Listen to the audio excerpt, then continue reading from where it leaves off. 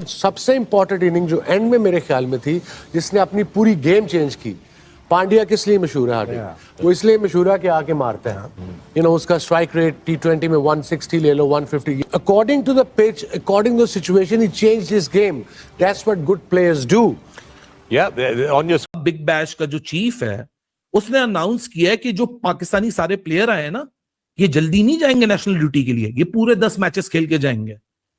ये वाहिद हम टीम बनने जा रहे हैं कि हमारी नेशनल ड्यूटी होगी और आपके प्लेयर लीग के अंदर होंगे। क्यों? क्योंकि आपके अंदर इतनी ताकत ही नहीं है उनको रोकने के लिए। पैसा फेंका है और अब हम तमाशा देख रहे हैं। वो कहते हैं ना, पैसा फेंक तमाशा देख। मेरे को ये समझ नहीं आती, वो जो पैसा आप नई चीज पे लगा रहे हैं, ठीक है, नई चीज पे जो आप पैसा लगा रहे हैं, जो चीजें आपके पास हैं उनके ऊपर पैसा लगाएं, उनको रेनोवेट करें, उनको फ्रेश करें। उसके बाद वहां पे अगर अकोमोडेशन के मसले हैं, होटल के मसाइल हैं, वो करें, उन चीजों को पहले एक्टिव करें। मुझे नहीं समझ आती, वो चीजें वहीं रास्ते में पड़ी हुई है, पिछले कोई 40 साल से 35 साल से वो पड़ी हुई है, उसकी तरफ कोई ध्यान नहीं देता। उसके बाद आके जो भी आता है वो नई चीजें करने लग जाता है। मेरी समझ नहीं आती भाई। बेन स्टोक्स, हैरी ब्रूक, इनको लेकर आओ ना, इनके नाम क्यों नहीं आ रहे? वो रेस्ट करेंगे। ये ज्यादती है यहाँ पे, ये वाला काम गलत है। दुनिया में वाहिद लीग IPL है जो एग्जेम्प्ट है, बाकी कॉन्ट्रैक्ट में कोई लीग एग्जेम्प्ट नहीं है। यानी ESL में नहीं खेलेंगे, ऑब्वियसली IPL में खेलेंगे, तो उनका तो भला हो गया, लेकिन ESL के लिए अभी भी आपके पास बहुत सारे प्लेयर्स हैं, Gus Atkinson, Jamie Smith, Ben Stokes, लेकिन सवाल यह है कि वो इंग्लैंड के रेड बॉल कॉन्ट्रैक्ट के अंदर है। आपका रिलेशन है उनके साथ कि आप उनके रेड बॉल कॉन्ट्रैक्ट्स के ऊपर NOC ले सको? क्योंकि ECB ने तो स्ट्रेट अप बोला है कि हम IPL के लिए NOC दे देंगे अपने रेड बॉल प्लेयर्स को, और किसी लीग के लिए नहीं देंगे।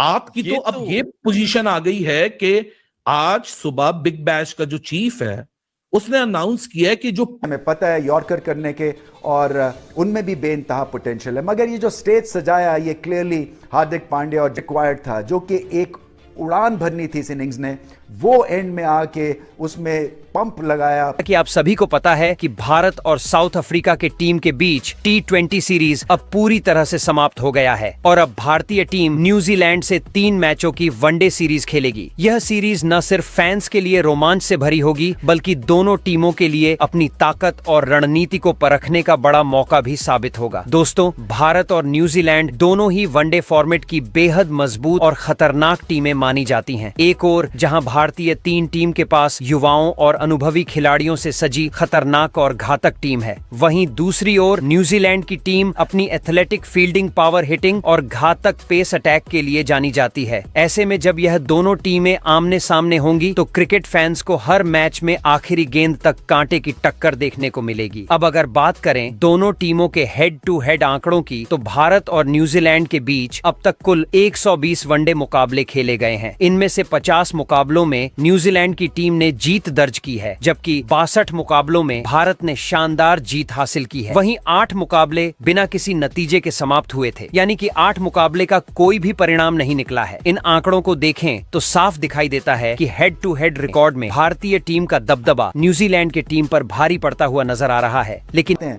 मगर फिर अपनी बैटिंग को सजाना और एक बैट्समैन की तरह सिचुएशन के साथ भिड़ना और अकल के साथ जो है बड़ी शॉट्स लगाना, इस तरह से ये चैलेंज हुए हार्दिक पांड्या, और 100 में से 100 नंबर मिलते हैं, क्योंकि कहीं इन्होंने खता नहीं खाई और बहुत बड़ी बड़ी इनिंग्स खेली इन्होंने, और ये इनिंग्स तो मैच विनिंग इनिंग साबित हुई। लेकिन एक बात है यार, ये हार्दिक पांड्या अब वापस वही क्रिकेटर लग रहे हैं कुछ दिनों से जो वो शुरू में होते थे।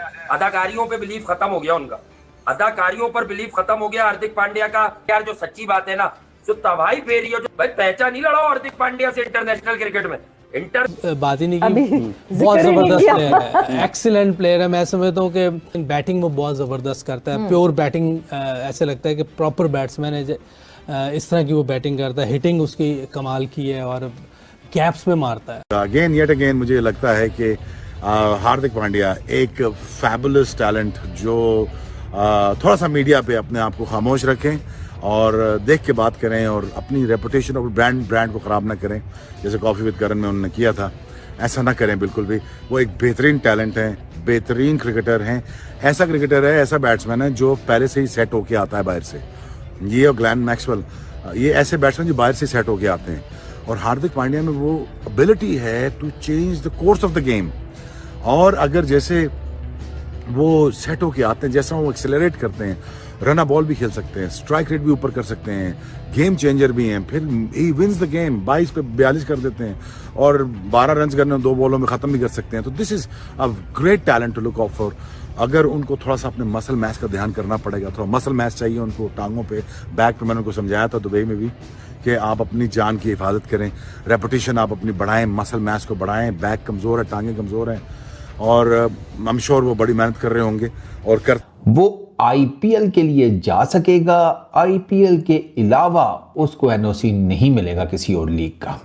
इन पर्टिकुलर अगर वो इंग्लैंड क्रिकेट बोर्ड ये समझता है कि आईपीएल के आगे पीछे या मोस्टली आईपीएल के बाद कोई मेजर सीरीज है तो आईपीएल के लिए वो इजाज़त दे देती हैं अपने सेंट्रली कॉन्ट्रैक्टेड प्लेयर को, आईपीएल के अलावा किसी की लीग के लिए वो एनओसी नहीं देते। ये बहुत बड़ा रफड़ है। तो इंग्लैंड के मेजर बड़े बड़े नाम Ben Stokes, Jamie Smith, Saqib Mahmood, Brydon Carse, Harry Brook, Gus Atkinson, Ollie Robinson, Zak Crawley, Mark Wood, Rehan Ahmed, Matthew Potts, Joe Root, ये सारे सेंट्रली कॉन्ट्रैक्टेड हैं। ठीक है, तो अब अगर आप इनको पीएसएल में देखना चाहते हैं तो फिर डेफिनेटली किसी को जाकर बात करनी पड़ेगी। अब इंग्लैंड क्रिकेट बोर्ड ने उसमें ना ये करते क्या है, इंग्लैंड क्रिकेट बोर्ड वाले वो कहते हैं कि भाईजान आप आईपीएल में अगर नहीं सिलेक्ट हुए, बेले हैं, काउंटी खेलें जाकर। ठीक है, दो कि उनकी काउंटी का स्टैंडर्ड काफ़ी गिरा है। आप अगर फॉलो करते हैं ना माइक एथरटन को और नासिर हुसैन को, वो बहुत बात करते हैं जो इंग्लैंड की काउंटी क्रिकेट का थोड़ा स्टैंडर्ड गिरा है ना उसके ऊपर। बट इन लोगों की इस कमिटमेंट को आपको दाद देनी पड़ेगी कि फिर भी अपनी रूट के साथ जुड़े हुए हैं ये। ठीक है, थोड़ा स्टैंडर्ड नीचे गिरा है मगर ये खेलने से इनकार नहीं करते, ये नॉर्मली जाकर खेलते हैं। इंग्लैंड क्रिकेट बोर्ड ने